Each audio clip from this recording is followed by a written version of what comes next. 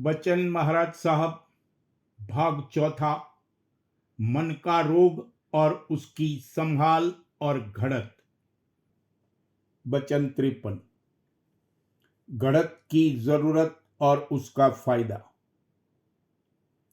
शुरू में जब कोई सत्संग में शरीक होता है, अगर सत्संग और अभ्यास अच्छी तरह से बनता है और स्वार्थ भी बदस्तूर कायम और मजे में चलता है, तो ये समझता है कि बस मेरा काम बन गया और इसी में तृप्त हो जाता है। ये गलती है, बल्कि काल का विघ्न है।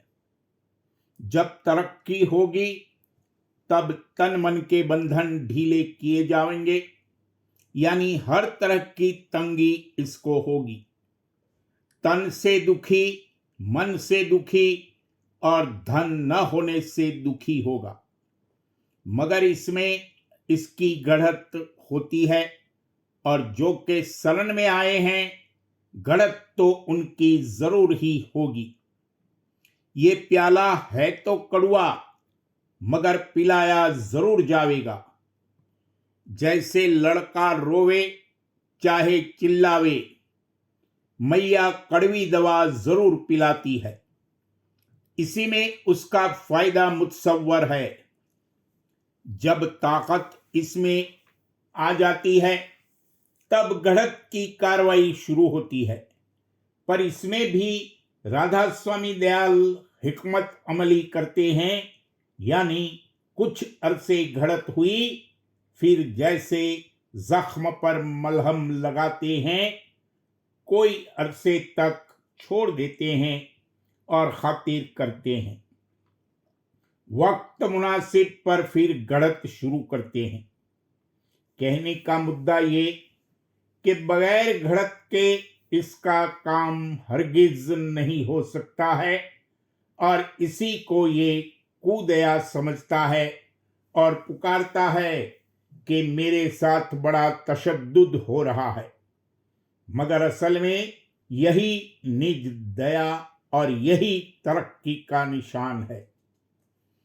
इसको चाहिए कि अपनी पेशतर और मौजूदा हालत की परख करके देखे कि किस कदर फर्क है। जब इसका घाट बदलने की मौज होती है, तब घड़त की जाती है और ये घबराता है कि कोई भूल चूक मैंने नहीं की है।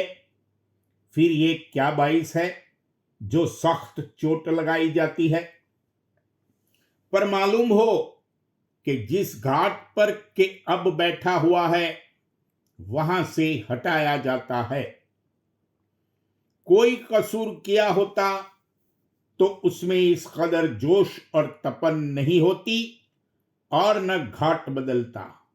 इसलिए चाहिए कि जब उल्टी सुल्टी हालत आ पड़े तो उसकी बर्दाश्त करे और अपना नफा समझकर सब्र के साथ झेले। मगर उस वक्त समझौती कायम नहीं रहती। अगर समझौती रहे तो फिर घड़त नहीं होती। ये शुरू की हालत है, मगर जब अनुभव जागता है, तब खुशी के साथ घड़त को झेलता है। और जिस वक्त मालिक देखता है कि ये घड़त की बर्दाश्त नहीं कर सकता है और बहुत दुखी है, तो घड़त की कार्रवाई मुलतवी कर देता है, और तब संत सदगुरु गुप्त भी हो जाते हैं। और फिर जब मौत से प्रकट होते हैं, तब फिर घड़त की कार्रवाई हरेक के दर्जे के अनुसार शुरू हो जाती है।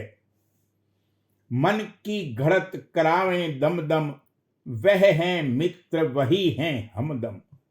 भूल चूक बख्शें वह छिन छिन, संग रहें इसके वह निसदिन। यह मन कच्चा बूझ न जाने, उनकी गति कैसे पहचाने। जो के सच्चे हैं, उनका चाहे कैसा ही निरादर करो, चाहे सख्ती और तंगी करो, तो भी परमार्थ से नहीं हटते हैं और जो झूठे हैं उनके आराम और स्वार्थ में जरा फर्क पड़ जावे तो फौरन सत्संग छोड़ने को तैयार हो जाते हैं। जैसे कुआं जब खोदा जाता है तब कोई जमीन ऐसी होती है कि जरा सा खोदने पर पानी निकल आता है, और कोई ऐसी पथरीली जमीन होती है कि बहुतेरा खोदते हैं पानी निकलता ही नहीं है।